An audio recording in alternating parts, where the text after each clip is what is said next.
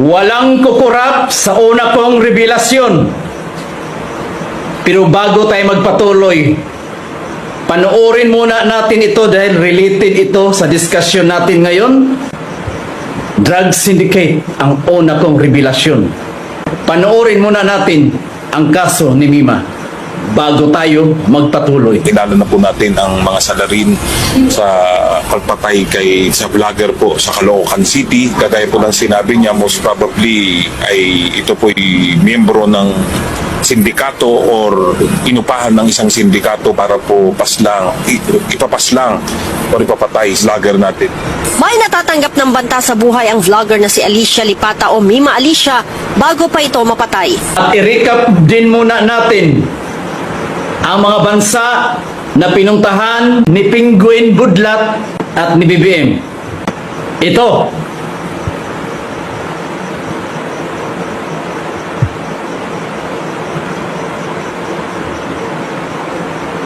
Kung napanood nyo ang previous vlog ko nung nakarang mga araw, na kung saan nag-trending yun ng almost 3 million views doon sa pag-repost ni Makata ng Bayan. At ni-repost ito ng mga kasamahan natin mga vloggers dito sa social media. Maraming nag-repost.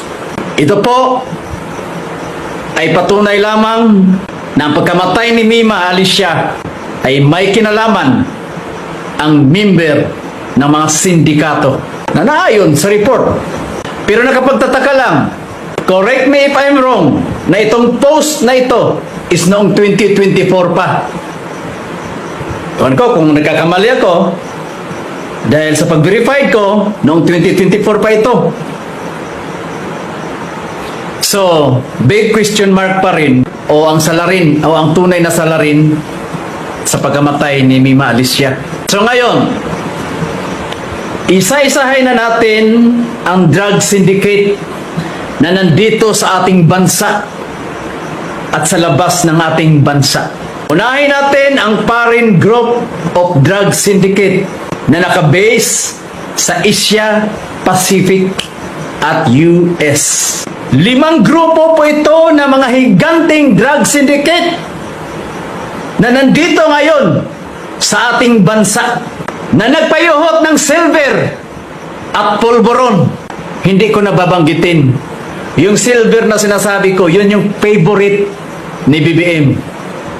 At yung pulburon, yun yung paborito ng mga lokal natin na mga bangag na nandyan sa mga kanto, na nandyan sa mga katambayan. Yun yung pulburon. Pero yung paborito ni BBM, yun yung silver. Okay, ngayon, una kong banggitin ang pinakahiganting foreign drug syndicate na nakapasok sa ating bansa sa panahon ng pamumuno ni BBM at Lisa.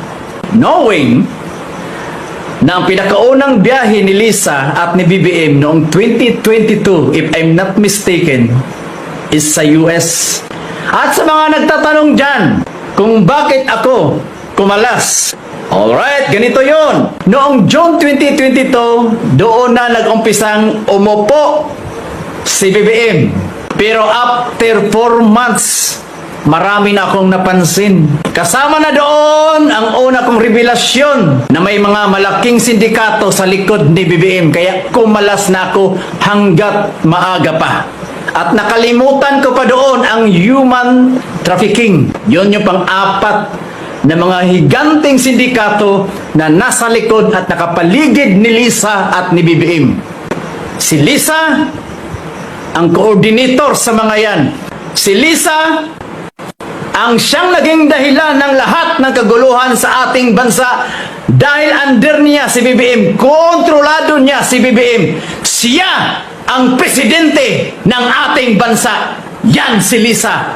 Kaya bakit niya naging kakampi ang mga dilawan at walang magawa si BBM doon dahil under si BBM ni Lisa. Yan ang katotohanan na hindi matatakasan ninuman sa atin. Kaya kumalas na ako dahil hindi ko kaya yung script na takpan ang kawalang hiyaan ang mga sindikato sa ating bansa. I don't know. Sa mga darating na araw, mabubuhay pa ako. God knows everything. Kung itumba man ako, sisiguraduhin ko na babalikan ko sila. Dadalawin ko sila araw-araw sa Malacanang. Okay, banggitin na natin ang napakahiganting foreign drug syndicate na nakapasok sa ating bansa. Ito ang tinatawag na Samgor. At itong Samgor na ito ay may mga alliance. Grabe, napakalaki. 5 triads. Ang tinatawag na 14 key. Ang tinatawag na Bamboo Onion. Ang tinatawag na Big Circle Gang. Ang tinatawag na San Yen On. At Wo Shing Wo na nakabase sa Hong Kong ang Taiwan. Trade in Asia Pacific. At dito dineliver sa Pilipinas na ikinarga sa barko. Nito niladang pulburon ang ikinarga sa barko at dineliver dito sa atin doon sa Zambales, Bataan, Ilocos at Mindanao. Banggitin natin ang pangalawa. Itong pangalawang higante ng drug syndicate ay tinatawag na Golden Triangle Networks. Origin from Myanmar ang Thailand at dineliver dito sa Pilipinas. Ang pangatlong foreign drug syndicate, Chinese Link Networks, associated with the names Mr. P. C. and Mr. M.Y. Hindi na natin magitin ang full name dahil delikado itong mga taong ito. Ang pang-apat na foreign drug syndicate na paborito ni BBM na i-deliver sa Pilipinas ay ang Indian Link Groups na nag-supply ng silver dito sa Pilipinas. Dineliver ito sa Laguna nitong taon lang, noong February 2026. Bago pa lang. Ay my God. Alam nyo, no? Nakakalula. Stay tuned! Dahil ikumpara natin ang datos nung panahon ni Tatay Digong at panahon ni BBM. Stay tuned lang kayo. Hindi pa tayo dito nagtatapos. Panglima na foreign drug syndicate, Mexican cartels. Ito yung nakabase sa US na kung saan palaging nandoon si Lisa at BBM. Na kung saan, kung nalaalan nyo, na may nagurgur doon dahil na overdose. Sino ang mga alliance nito? Ang alliance ng Mexican cartels ay mga Italian Gulf Cartel at Cosa Nostra na nakabase sa USA. No wonder kung bakit pabalik-balik si Lisa at BBM. Kasi nandoon yung paborito nila, ang silver. Sana ma-overdose. So ngayon, babanggitin naman natin ang mga local na mga drug syndicate dito sa loob ng Pilipinas. Ito ang tinatawag na SSS. Hindi ko na ibigay ang full name ng mga to. Na nag-control at nag-supply sa lahat ng jail nationwide. Pangalawa, na local syndicate sa loob ng ating bansa ay ang tinatawag na TBR. Hindi ko na rin banggitin. Delicates. Na nakabase somewhere in Mindanao. Ang pangatlo, ang tinatawag na Osamis Group, na ang network nila ay nandyan sa Misamis Occidental. Sino kaya ito? At ang pang-apat at huli, Manila Drug Group, led by Aka alias Leaders. So marami. Sino kaya ang mga ito?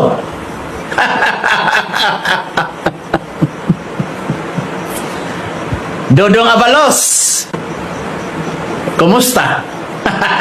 Kinumusta lang kita. So, ayon sa aking pananaliksik, from 2022 na pagkakaupo ni BBM until sa kasalukuyan 2026, ang mga nahuhuling foreign drug syndicate ay 30 to 40 groups lamang ang kanilang nahuhuli. Very low number of mga higanting foreign drug syndicate ang nahuhuli nila from 2022 to 2026. I don't know. Baka data lang ito, pero absuelto. Kaya ayaw kong mag-vlog sa kanila eh. Ayaw kong itaya ang kinabukasan ng mga kabataan para takpan ang katotohanan. Okay, patuloy tayo! Sa panahon ni BBM from 2022 to 2026, ang mga nahuli nilang local drug syndicate sa ating bansa ay nasa 28 to 30 people only ang kanilang nahuli. Napakaliit ng datos. Hindi niyo na ba napapansin? Sobrang tahimik ang war on drugs ngayon. So ngayon, para makumpara natin ang kapanahonan ni Tatay Digong, hindi to fake news, verified ito. Dahil bawal sa akin ang fake news. Dahil magkasala tayo kay Tatay Mitch. I-recap natin ang kapanahonan ni Tatay Digong sa tinatawag niyang war on drugs. At ang total na datos na nahuli ni Tatay Digong sa kanyang kapanahonan from 2016 to 2021 ay humigit kumulang ng 225 giant foreign drug syndicate to 230 groups of foreign drug syndicates ang nahuli under the watch of Tatay Digong. Ikumpara nyo kay BBM. Ang nahuli lang niya is 30 to 40 groups only. Questionably pa yun kung totoo nga ba. At yung mga nahuling local drug syndicate, mga drug lord, ay nasa 1,400 groups of local drug syndicate. Ganon kadami. Ikumpara mo kay BBM na nasa 200 to 300 lamang ang nahuli niyang local drug syndicate, at questionably pa yun kung totoo nga ba ang datos na iyon. Dahil ngayon, ulitin ko, sobrang tahimik ng drugs on war. Kaya mga kabayan, umpisa pa lang ito ng aking revelasyon.